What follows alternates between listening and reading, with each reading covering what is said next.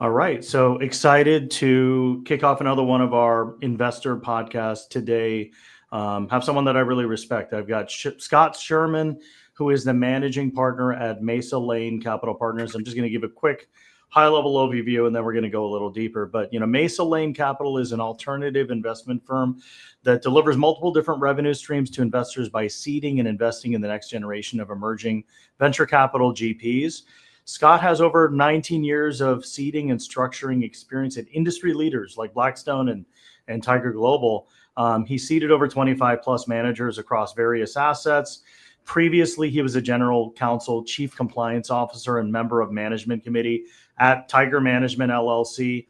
Also, he was a managing director at Blackstone Alternative Asset Management, co-led the launch and operations of TigerGene Venture Studio and 3 portfolio companies. So excited to go deeper on that. The way that we're heading with a lot of these bigger franchises, kind of having a roll-up strategy. And then, he also serves as a board member to multiple portfolio companies. So I had the honor of spending some time with Scott a couple of weeks ago in person. We got a bunch of fund managers from our Sutton Capital program and many of the institutional LPs that are our peers there. So good time, got to really catch up with a bunch of old friends and meet some new friends. But Scott, welcome to the show. Thank you so much. And thank you for having me. And as I said to you directly earlier, thank you for everything you do, not only for the emerging manager ecosystem, which is so critical and needed, but just the community building that you do. It's so impressive. And I personally appreciate it. And I know a ton of others in the ecosystem do as well. So thank you. No, thank you so much. It's my pleasure. And look, at the end of the day, it's a lot of fun. If you can do what you enjoy doing, and there's always so many changes in the market, it's so stimulating because you just learn so much, and I think, really kind of double clicking on the platform that you built. I think there's a lot of knowledge transfer because a lot of people don't know about this platform and opportunity as an alternative to kind of building their firm. So excited to double click on many topics. But I think one of the first things that's important, and it cascades across one segment of our community, which is kind of aspiring people that are looking to just get into the industry, get a job or pivot their career. And I was one of those people myself, becoming like an engineer's engineer and then, being self-conscious about being technical and kind of moving into the investment space. So, and you've worked, you're kind of like someone that's worked at the top tier institutions that people dream of working at, so I think it'd be good to kind of learn a little more about just your origin story. Where did you grow up? Who are your influences kind of thinking about where your career would head? Maybe what your parents, were doing for their careers. And, would love to kind of talk through, high school, college, and kind of how that, got you to where, maybe talk about how that got you to Blackstone and Tiger and now at Mesa Lane. So a lot to cover, but, within the time that we have, we'll try to cover what we can. Sure. That's going back a long way, and I'll try to be brief, but, it's really funny. I originally wanted to be a sports agent, and I grew up in New Jersey. I worked for the New Jersey Sports and Exposition Authority one summer, and then for an agency another summer right before I went to graduate school. And very quickly realized that 10%, and there are exceptions, and I don't, people love that industry, and God bless them. But when a client called us from Hawaii to say, could you call the front desk of the hotel I'm staying at to tell them X, Y, and Z, rather than just picking up the phone and calling the front desk, I said, I can't see myself being a babysitter for the next 30 years.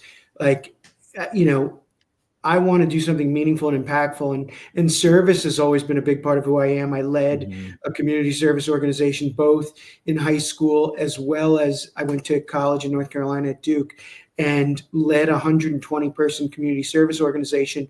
We had 13 weekly community service activities, providing services to 11 different organizations weekly from 120 people in our club.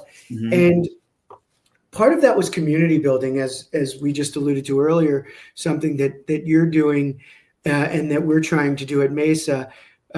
within the emerging manager ecosystem. And so that has always been a part of the fabric of who I am. Number one, giving back, but number two, community building. And so ended up going to grad school at Columbia, did my JD MBA there, and started my career doing M&A and securities work at Wilkie Farr. But after 6 months, gravitated towards the investment management practice and started working on, and this is going back to like 98, 99, 2000, as the investment management industry was really growing up. So started out on hedge funds and was, had a very fortuitous opportunity that a former colleague that I had worked with when I was a summer associate was at Blackstone, and they were building out their alternatives group, and they were looking to hire someone on the due diligence and investment structuring team. And I was fortunate enough to be given that opportunity early in my career. And so joined Blackstone in 2003 and ended up there till 2016 when I joined Julian Robertson's firm, Tiger, and helped.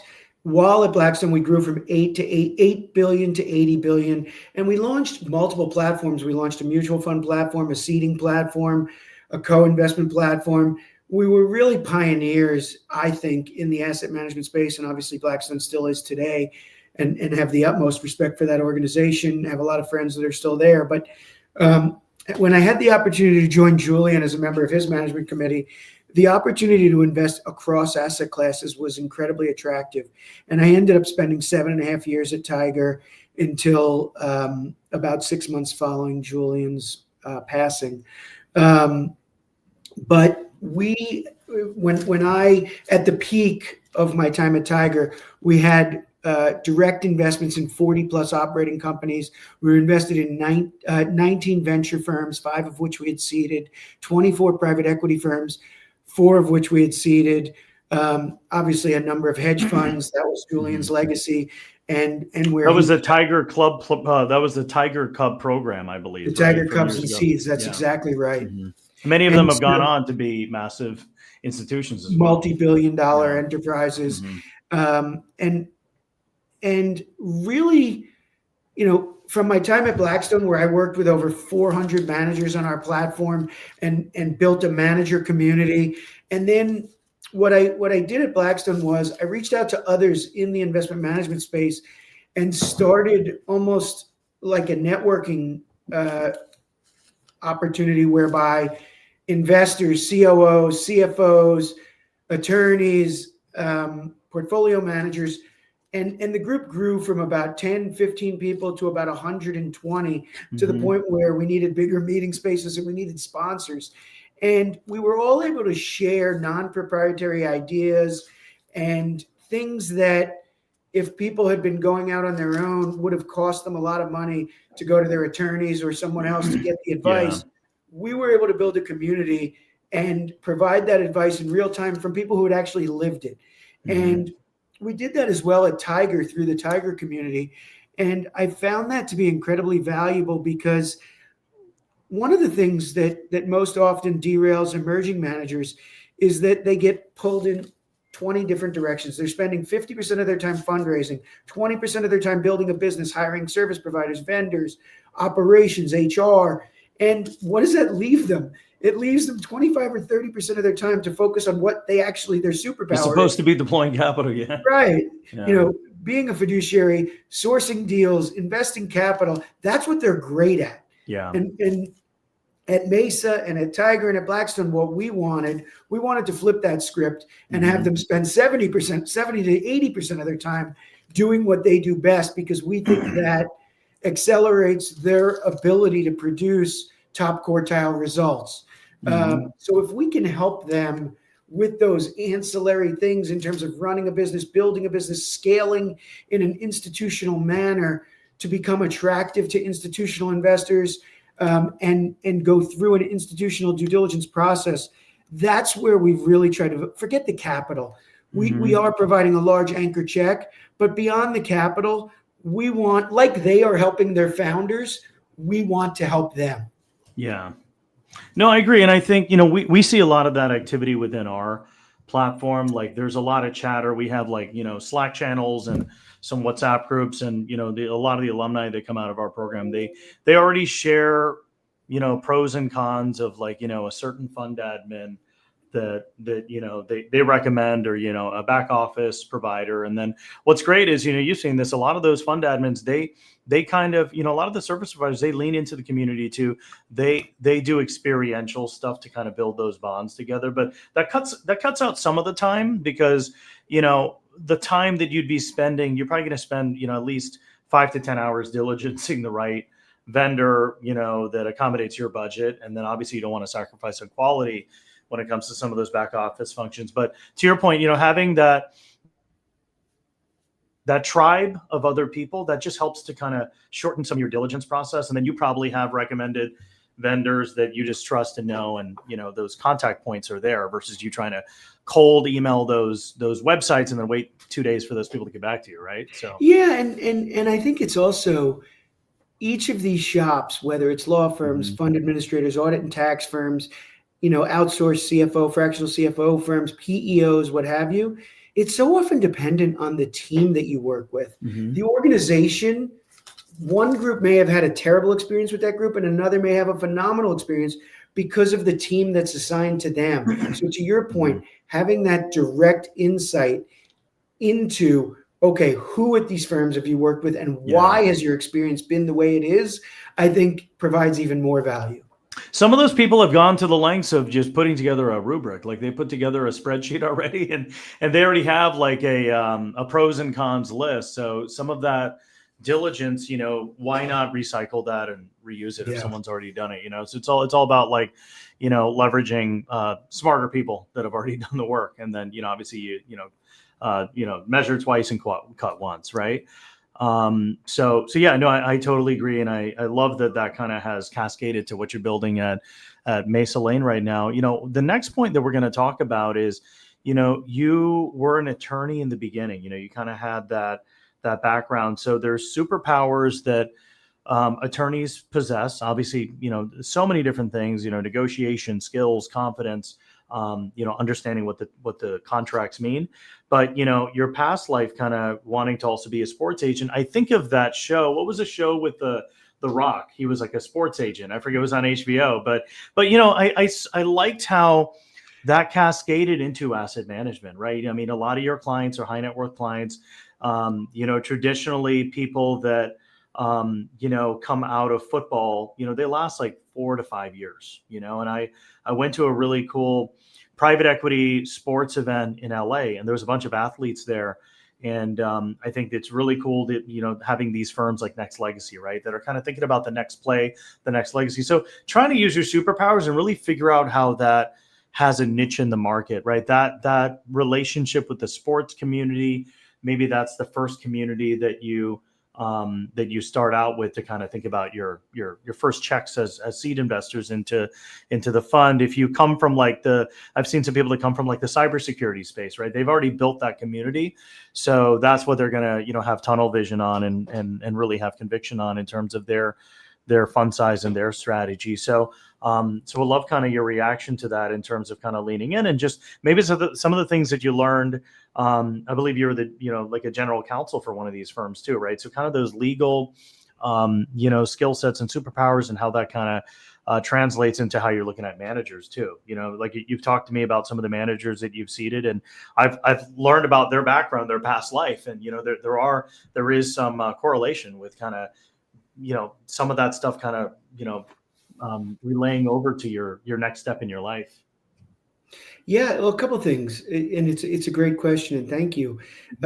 Julian and Alex used to say that there were several backgrounds in investors and business people who are running businesses that are very attractive. And to your point, former athletes, Division I, or even collegiate athletes at any level, professional athletes, and military personnel. People who have a discipline, people who are able to be rational when others are acting irrationally. And it could be other skill sets as well. And there are a number of them out there. But again, it's about people who are able to be calm under pressure, act rationally when others are not, and see the forest through the trees. And bringing this back to your original question, as an attorney, one of the things in your training is the ability to understand both sides. One of the exercises that you do in law school is you have to argue both sides of a case. And so it teaches you early on to see multiple perspectives. And I think in anything that you do, forget investing, anything you do in life, perspective taking and listening is critical. Being able to hear people, listen more than you talk, because the more you can take in and understand and hear diverse perspectives, the better counsel you're able to provide, whether it's legal advice, whether it's strategic business advice.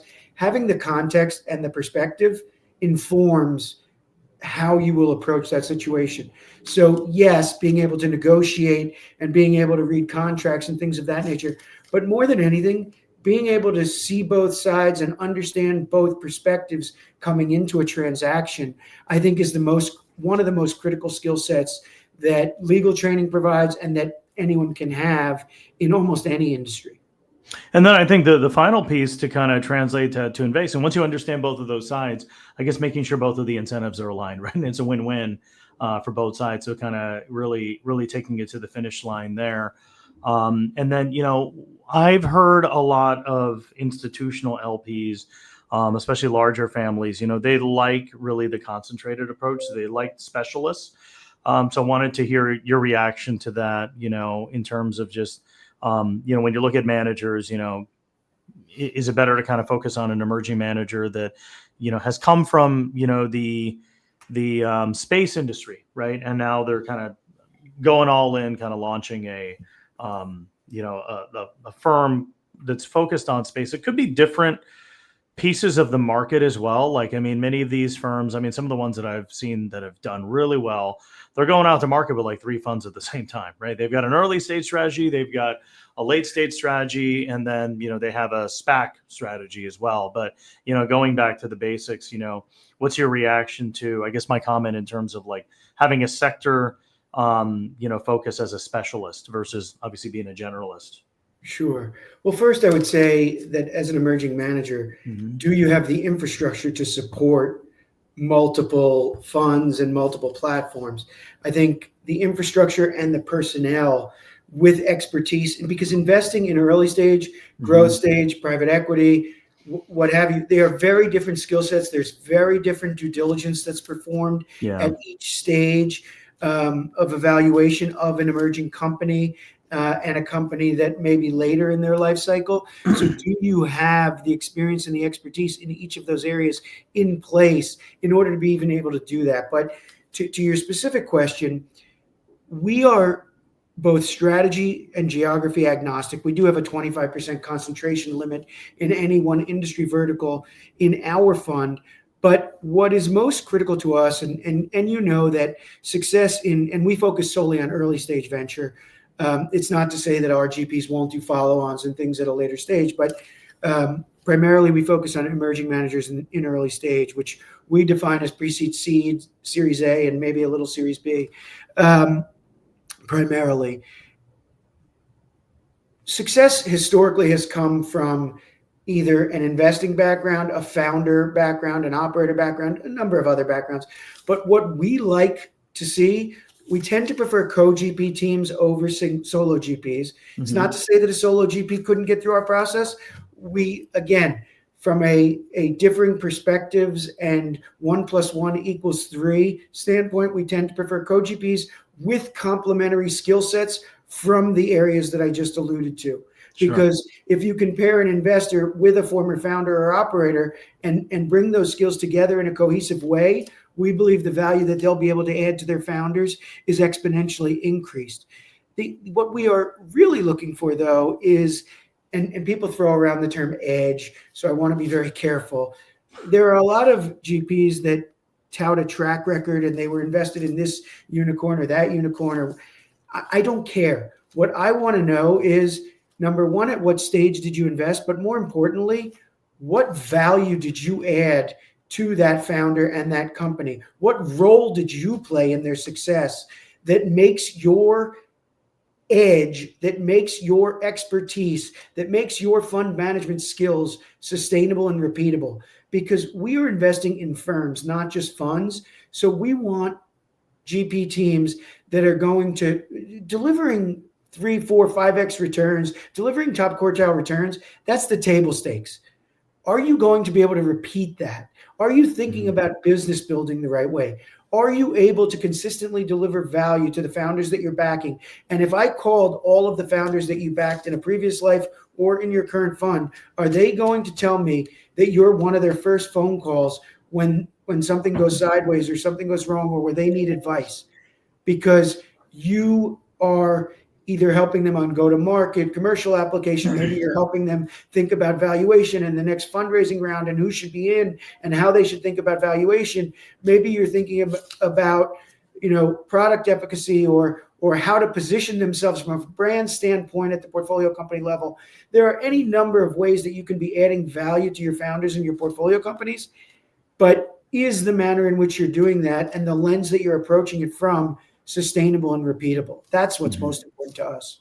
Yeah, no, I totally agree. I think having a firm versus a fund is super important, and that's what's going to really take you to the second fund and the third fund as well. So, switching gears, this is more of a career development question. So, as I mentioned earlier, you've been at some of the most world-renowned firms, and these are firms that people, aspire to land a role at coming out of college. So, what career advice would you give to people, maybe coming out of college, maybe even mid-career professionals that are looking to pivot? And, some people that are pivoting, kind of like myself and, some of the people in our platform, how can those young professionals build their network if they don't have one? You kind of organically built that, in your current firm and in your past firms. And maybe some of those superpowers come from being in the sports industry as well.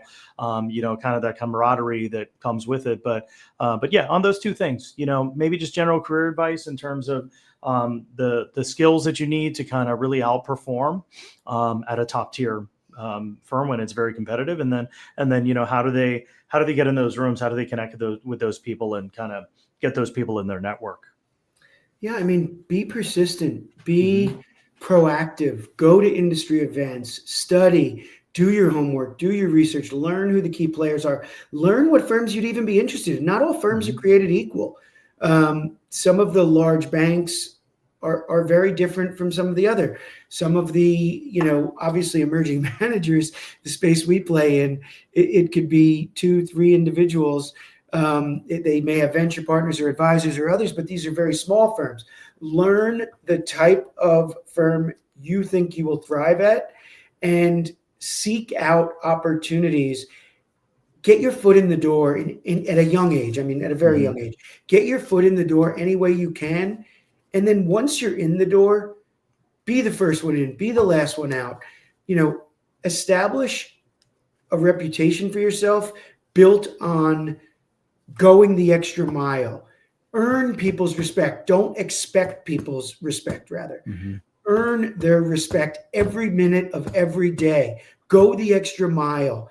Don't be a jerk. Be helpful to others.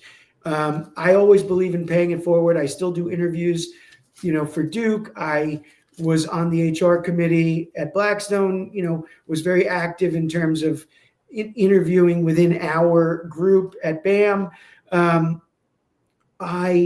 Like I said, started a networking group within our industry.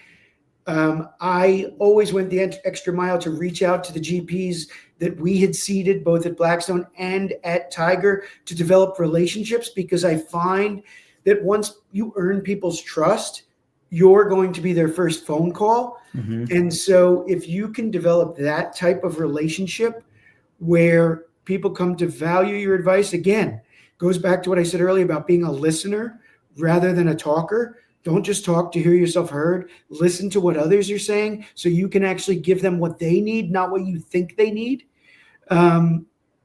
These are all skills that, quite frankly, take time to develop and you can only get through experience, but that I think are probably the most valuable. Prove yourself every day and don't expect anything to be handed to you. Earn it.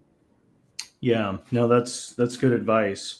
Um, I want to double click maybe one level deeper in terms of maybe the hard skills and the soft skills. And to add to that question, I want to play off of something that you mentioned earlier, which is the approach, the diligence approach, the strategy, and how you handle deployment of capital is going to be different depending on the strategy, right? Whether it's early stage, late stage, growth equity buyout. So maybe, it'd be helpful for the audience for you to talk through maybe three different types of strategy. It could be early stage, that compared to obviously the diligence of late stage. There's revenue, there's hopefully coming into profit, EBITDA at some point, as they're thinking about an IPO. But maybe if you could walk through maybe the technical skills, soft skills that are needed, and maybe just cover that across maybe two or three strategies, right? Early stage versus late stage, and maybe tie in a few stories that you're allowed to share to support that if possible. Sure. I mean, we again at Mesa, we're focused solely on early stage, but having previously looked across asset classes and stages of company growth, happy to focus a little bit on that as well. I think at the early stage, again, first and foremost, what makes these GPs qualified to be able, like we're attempting to identify qualified GPs, we expect them, and what makes them adept at repeatedly being able to identify qualified founders. What about their background and experience enables them to successfully evaluate founders in a way where they will increase? Obviously, everybody talks about the power law, but the more winners you have, the better your performance is going to be.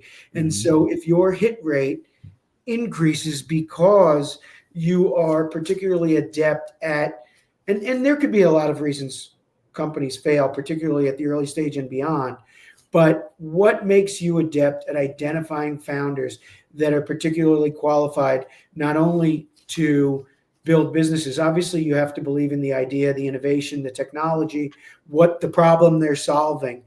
And then being able to identify those founders' strengths and weaknesses and being able to offer complementary skills. What are you and your venture partners, your advisors, what are you and your team bringing to the table that maybe these founders don't possess, where, again, you're putting your finger on the scale to accelerate their chances of success? Because we all know that at the early stage, it's the Wild West in terms of building a company. A lot of these companies, especially the hyper growth companies, are hiring people that at the same time they're trying to develop commercial application, they're trying to build a culture. And those are two very different skill sets, right? Being a manager on both sides at the founder level, you have to manage the organization from a culture perspective and build a brand, bring your product or service to a consumer, and build your name in the marketplace. And at the same time, you're doing both of those things. You're trying to raise capital and grow the company. So again, just like a GP we talked about as being pulled in 10 directions, so is a founder. And as a GP, identifying the founders that are capable of not only handling that stress, but multitasking in an effective manner is in my mind critical. At later stages, obviously, the companies are more mature. They have more, in some instances, more employees. They are, attempting to maybe grow their consumer base, or they have very more strategic and narrow areas of focus. And again, what value are you bringing to the table? Maybe, certain private equity firms have a stable of executives that have delivered in the past, and they can plug and play to help these companies achieve their goals. Others, again, it depends on what stage the company is in their life cycle. But, at the growth stage, understanding the numbers and understanding the balance sheet and income statement and the finances of a company become that much more critical. At the early stage, some of these companies have no revenues, certainly at the pre-seed and even potentially at the seed stage. The revenues aren't there. at the growth stage, understanding the balance sheet and the financials of a company is much more critical, because you're also valuation at the later stage becomes more critical in terms of your entry point and what you think the growth potential of the company is from the point at which you enter. So there are just different variables at different stages. Mm-hmm. Obviously, there are 100 variables at each stage, and we're talking Yeah. 2 or 3 to highlight. Sure. No, that was really helpful. And I think that's really helpful for the audience. Kind of stepping back a little broader, looking back at 2025, what are a couple nuggets of suggestions you have for GPs? Obviously, now we've got maybe a couple more weeks for anyone to get their first close or final close, and then it's going to go dark. So that's kind of what I'm thinking about. Especially, I was thinking about that when we had our allocator summit. That's what we had it before Thanksgiving, because I was just assuming that's probably the last sprint. And then any just kind of suggestions to your peers that are LPs in terms of how they're thinking through things, and wrapping up 2025, and then also kind of maybe gearing up for 2026.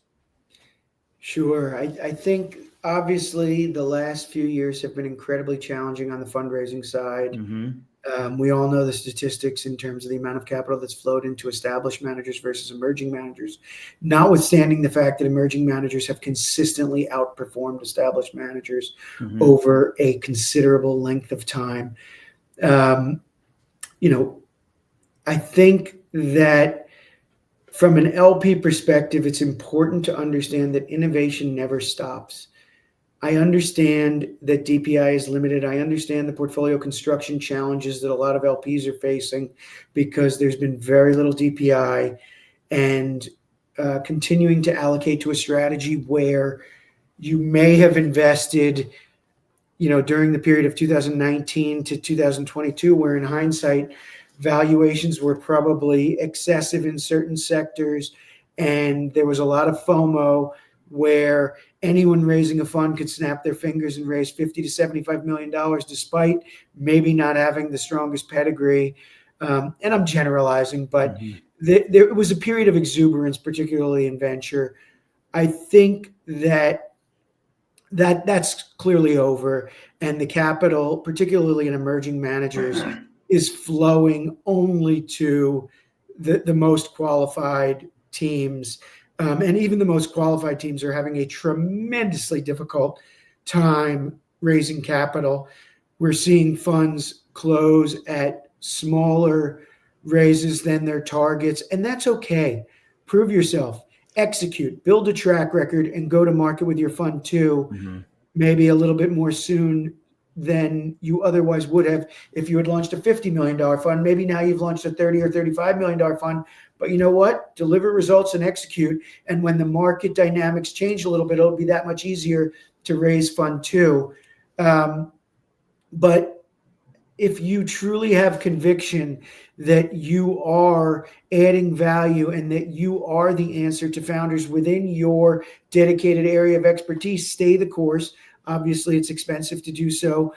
Mark and I have underwritten our business and haven't taken a dime out now for 2 years. But we have extreme conviction in what we're doing.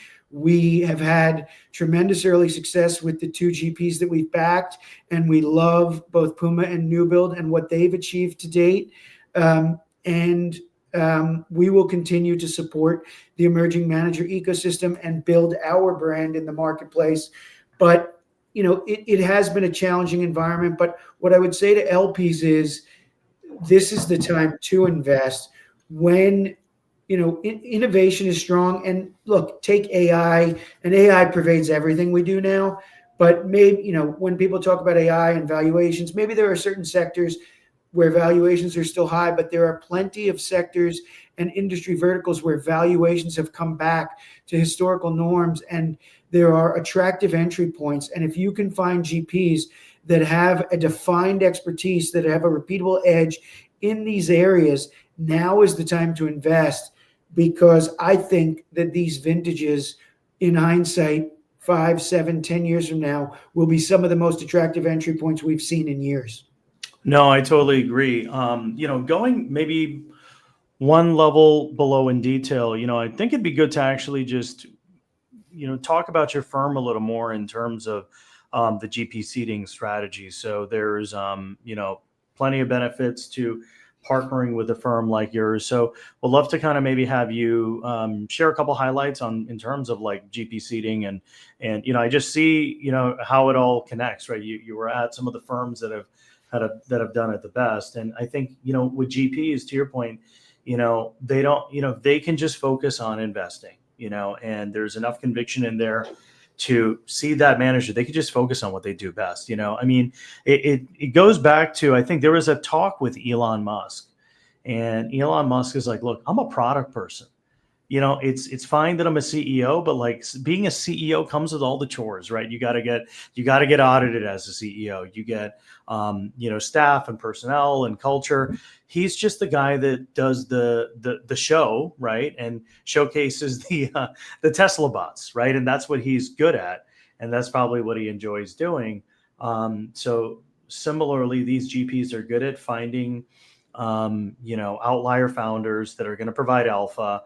A lot of these other things like the back office, obviously going out to market, that does take up a portion of your time, as you kicked off this conversation with. So, and then from a GP seeding standpoint, I think long term, as you're investing in those firms, getting kind of a piece of those firms, I think is a long-term revenue generator as well. So I'd love to have you maybe just talk about the strategy as a whole and kind of maybe some trends that you've seen that have evolved from like your past careers to kind of where, the exciting things that you see in the future with this strategy. And obviously this tool, the many managers don't, I would say all managers don't know about it to take advantage of and explore. Sure. Look, I think coming from Tiger and we, as I said, backed 5 early stage venture firms and then started our own venture studio from which we built 3 portfolio companies. We had a lot of direct investments in operating companies. The need for a large institution to go early is critical in the emerging manager ecosystem within early stage. These firms are not getting large institutional checks in many cases because no firm is going to write a $30 million check into a $40 million fund. Mm-hmm. It's just not going to happen. Yeah. And so the behemoth, even the large 10, $12 billion family offices that aren't writing less than a $50 or $75 million check because it doesn't move the needle for them, they mm-hmm. can't invest in this asset class effectively. And so a lot of them just overlook it. And early stage, typically, even in an endowment style portfolio, isn't going to be more than 10% of a true endowment style portfolio. And so again, it's an area that's overlooked oftentimes by large institutions. We sought to build a firm at scale that could accommodate large institutional checks, but do so in a diversified, de-risked way, to your point, through our partnership with our GPs. And I think it's important. The most important thing to us is, yes, we are a huge check to these emerging managers that is critical to them as they're launching their business because they can start warehousing deals, and it's helpful to them in marketing to say 40% of our fund is committed, and all of that has value. But if we were just a check, we wouldn't be doing our jobs mm-hmm. because 5 to 7 years down the road, I don't ever want a GP to say, yes, you wrote me a check 5 years ago, but what have you done for me lately and why am I still giving you a portion of my revenues?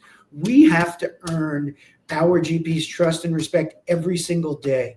And I'll give you a couple of anecdotes of things we've done to date and the type of partner we want to do. We will not meddle on the investment side. We don't micromanage. We don't tell our GPs what to invest in. They're the ones investing capital. They're the experts. We're choosing them because we believe in them to source deals and invest capital. Where we want to help them is everywhere else. And 2 anecdotes. So one of our 2 GPs had a large corporate pension investor that was looking to commit about $5 to $7 million. And they served up a 10-page side letter. This GP was going to go to their counsel, and they have an excellent legal counsel where the partners are charging $2,400 an hour. And they were going to go to that counsel and say, negotiate this side letter for us. We really haven't done much of this. Mark and I have negotiated hundreds, if not thousands, of side letters in our 60 plus years in the business collectively. Marcia as well. Marcia is the third member of our team, New York Ventures and FFVC prior to that. We said, give us a shot at it. If you don't like what we do, you can still go to your counsel, whatever. We marked up the side letter. We got them to a great place. They brought it to the investor. The investor committed, accepted all the changes, probably saved them $25,000 or $30,000 in legal bills. That to us is real value add because it's their bottom line. Another instance, there was a prospective LP, and it was about June 5th of this year.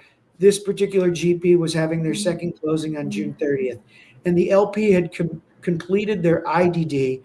They outsourced their ODD, and their outsourced ODD professional was in Europe for 2 weeks and said, I'm not back till the 19th or 20th of June, and I'll never be able to complete it by June 30th.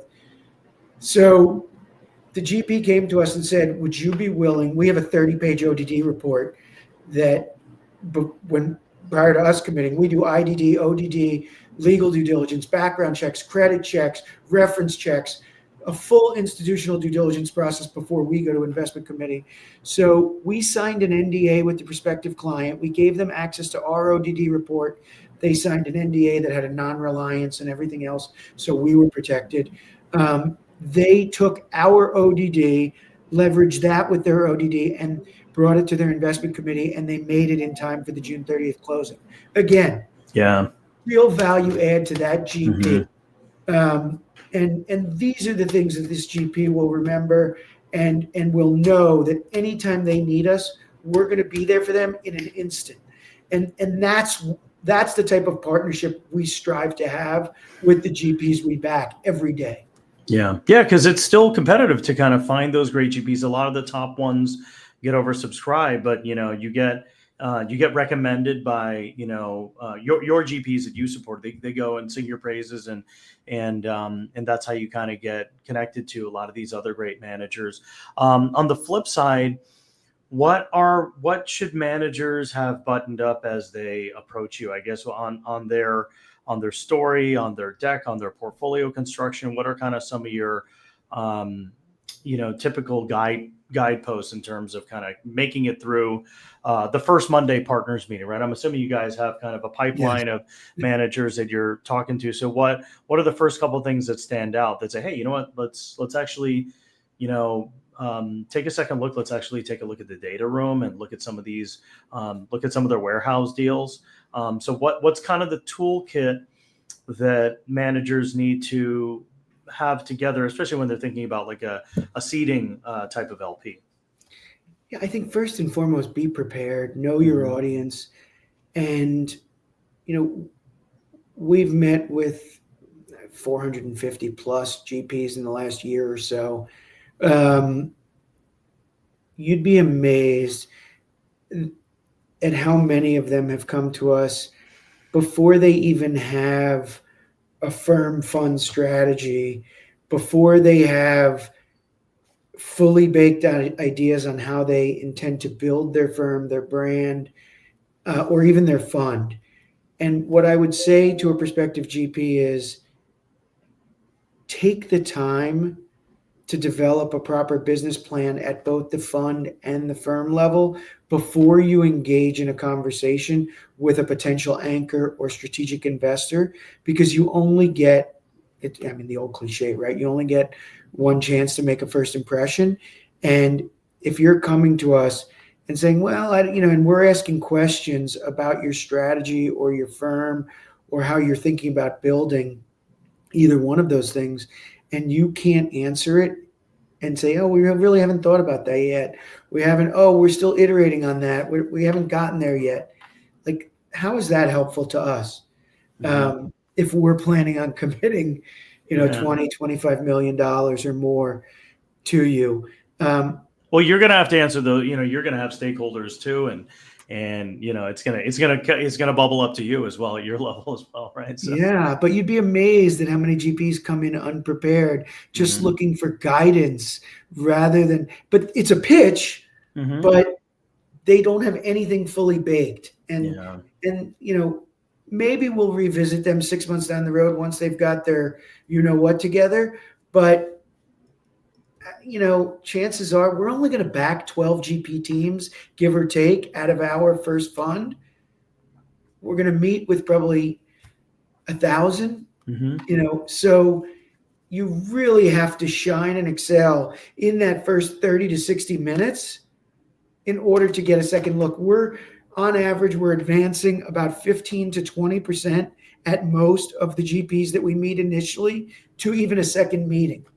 Sure. And to your point, then probably 15 to 20% of that 20% to where we're going to go into the data room. We're going to really take a look at past deals, present portfolio companies, what have you, and really spend a considerable amount of time and resources.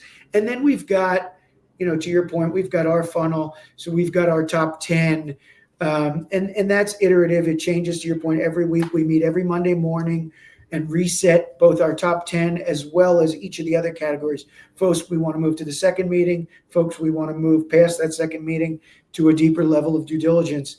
But there has to be a KPI, a milestone at each stage of those where we see the potential that you could tick all of the boxes. It's not to say that you have all the answers or have everything figured out at that stage, but over the course of the 4, 6, 12 months that we're going to do due diligence, get to know you both as investors and human beings. Because if we're going to form a partnership with someone, it's not just about their pedigree and their investing acumen. We want people with integrity, people with empathy, people who are going to be good stewards of capital, fiduciaries to their investors and to us, people who are effective communicators, people who we feel that are going to be responsive to their investors. Those are the types of people we want to partner with. And so understanding that complete picture of the type of human beings you're investing with, in addition to the type of investor you're investing with, those are all critical parts of our process. Yeah, no, that's helpful. Well, I know we've got a couple minutes left. 2 more quick questions. So one quick question I have is, I've had a handful of our alumni fund managers, start thinking about Fund 2, and they're coming into bigger AUM. They need to actually have more staff to deploy that capital effectively. So part of that has been to kind of build a culture around the team and obviously develop their own leadership. Many of these people have worked as corporate executives for several years, and they've learned that in their past roles, as we normally do by default. But when it comes to leadership and investment management and building culture, maybe based on some of the managers that you've seen, and obviously as you're growing and scaling your own firm, what's some advice you have for people to kind of do that? And that also relates to attracting talent and retaining them as well, because the culture is so important. If you got a toxic environment, those people aren't going to last that long. So. Yeah, and that's part of what I just alluded to, is understanding the type of human beings you're investing with, because those are the human beings, to your point, and it's an excellent point, that are going to be building a firm culture. And so how do they think? Those are conversations that we have early. How do you think about building a team? What are the most important milestones that you're looking for when you evaluate the growth of an employee? What do they have to do to advance from principal to partner, or what have you, from analyst to principal or associate to principal, whatever, however they're defining the different roles that they're hiring for. But most importantly, people that are self-aware and that understand they may be good at a lot of things, but they're not good at everything. And there's always someone smarter than you. And surrounding yourself, and I alluded to this earlier, surrounding yourself with people with complementary skill sets, where 1 + 1 = 3, not 2. Surround yourself with people that bring in skills that maybe you have them, but if you're a great investor, maybe bring in someone with someone on the finance side that can really help you in terms of digging into company valuations and things of that nature, or that can help you as you build out your own firm in terms of your expense structure and things of that nature on your own side, and how you can spend efficiently to maximize resources as you grow and scale. Maybe it's someone on platform that will help your companies think about different areas of their business that aren't front and center in your mind. It can be any number of skills, but how do you think about growing your business most efficiently with resources that will be additive, but also redundant? Mm-hmm. Having redundancies, and you alluded to this, is critical too, because number one, we've all seen through the banking crisis and otherwise, maybe having, and as cyber fraud and other things continue to be prevalent in our industry, having two sign-offs on cash movements and Mm-hmm. having just basic protections in place when you're running an institutional quality business, that's what investors want to see. And so having the necessary safeguards and resources in place at your own firm level Mm-hmm. to be able to scale efficiently and to do so proactively rather than reactively is also critical. Sure. Yeah, that was really helpful. And then we got one more for you, Scott. So just one final piece of timeless advice. It could be from a mentor, it could be from a relative, it could be from one of your managers, but any piece of wisdom you want to leave us as we enter the holidays and kind of look back at 2025. Yeah. My grandfather and my father both used to say, it doesn't cost you anything to be nice to people. Mm-hmm. And that always stuck with me. There are a lot of people that choose not to, but you gain, and I mean, it goes back to the old saying, you get more with honey than vinegar. And look, there's a time to be firm and strict, but I find that people respond better and you build more meaningful relationships. Again, it goes back to perspective taking. Understand where the other individual is coming from. So where you can, and especially early on in a relationship, when you're building trust, as you earn trust and get to know someone more deeply, maybe you can have more candid and frank conversations in a way that won't offend. And maybe you can get a little deeper in a more meaningful way. But be nice, earn people's trust and earn people's respect. Don't just expect, and don't expect things to be handed to you and given to you. Earn it and go out every day and embrace the opportunity rather than expecting things to just be handed to you. Sure. Well, hey, Scott, this was amazing. Really appreciate you making the time for me. And, just want to reemphasize just all the impact that you're creating and all the people that you support. So thank you. And Thank you. hope we have a good holiday. We'll catch up soon. And thanks for Likewise, everybody I else. appreciate it. Thank you All so right. much. Thank you. Bye.